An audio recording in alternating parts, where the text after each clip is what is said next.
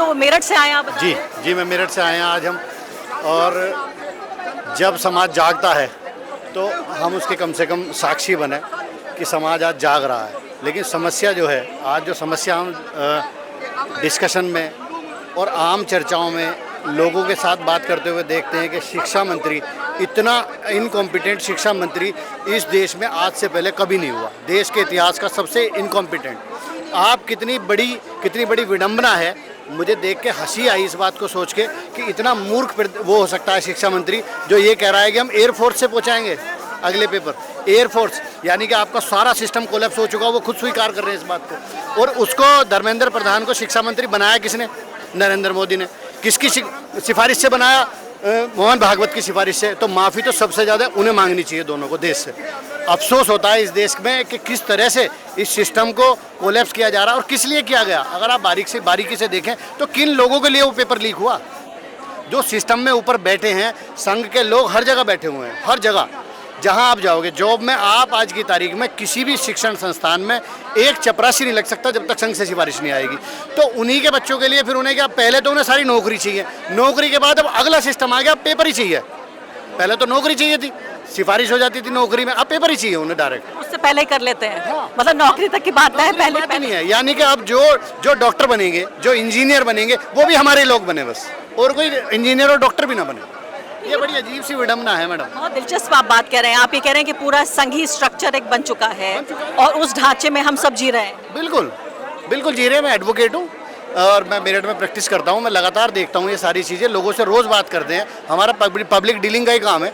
Daily लोग आते हैं हमारे पास, तो हम जब उनसे बात करते हैं समाज में क्या चल रहा है तो वो बताते हैं। जो लोग सबसे ज़्यादा सफ़र कर रहे हैं नौकरी को लेकर, रोज़गार को लेकर, उनकी तो इतनी बड़ी समस्या है कि शायद वो अभी भी वो जनता तक ठीक से पहुंची भी नहीं है लोगों तक। कितने परेशान हैं लोग इस तंत्र में फंसने के बाद, कितने परेशान हैं लोग। तो कॉकरोच पार्टी क्यों? ये तो एक सटायर है। इन्होंने एक सटायर किया था, अब क्लिक कर गया।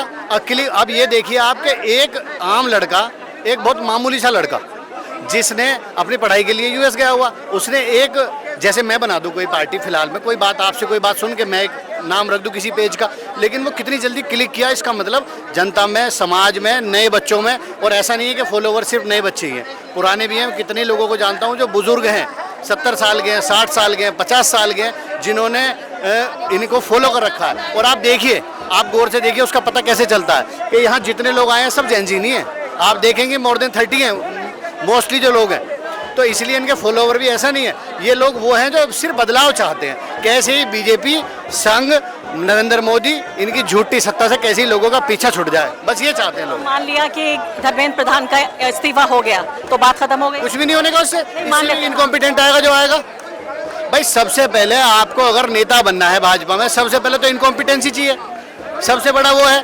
जब तक आप एक बात बताओ कि जो यहाँ की सीएम है रेखा गुप्ता, उसमें क्या है, पहली बार विधायक बनी है, सीएम कैसे बनेगी, क्या मतलब कोई क्वालिफिकेशन कुछ तो देखा होगा, किस लिए बनाया आपने? मध्य प्रदेश में कैसे सीएम बना दिया आपने? हरियाणा में सैनी को कैसे सीएम बना दिया आपने? राजस्थान में कैसे सीएम बना दिया किसी को?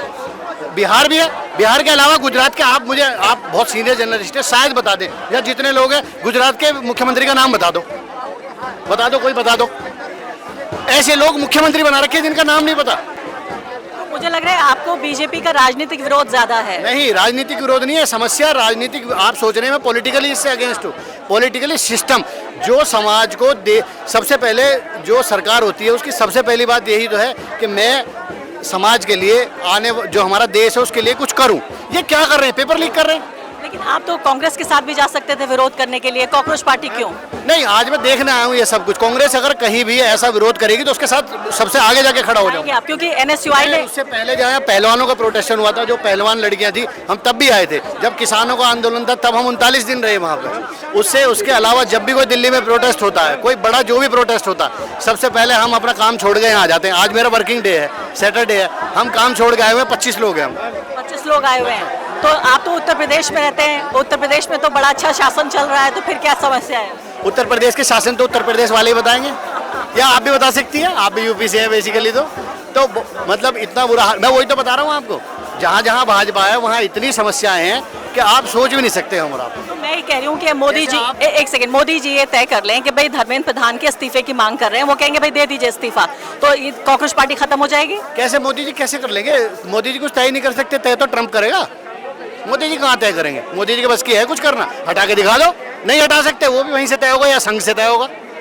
मोदी जी खुद संघ ने तय करे हैं, मोदी जी खुद संघ ने नहीं बनाए। आप बताओ भाई, जो है भाजपा का सबसे पहले प्रधानमंत्री के कैंडिडेट जिस समय बनाए गए थे 2014 में, कैसे बने थे? तो आप मुझे बताइए कि ये एक पॉलिटिकल पार्टी बनेगी, चुनाव लड़ेगी?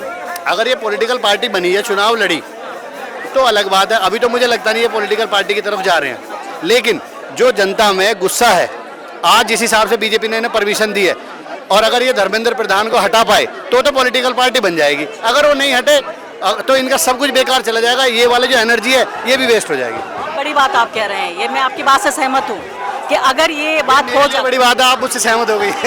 अगर इस्तीफा हो जाता है फिर ये बिल्कुल सीरियसली लिए जाएंगे। सीरियसली लिए जाएंगे, जब तो सीरियसली लिए जाएंगे। अगर धर्मेंद्र प्रधान हटा ही नहीं तो इनकी मेहनत भी बेकार गई, और इनकी मेहनत के अलावा इन्हें सीरियस लेना भी बंद कर देंगे।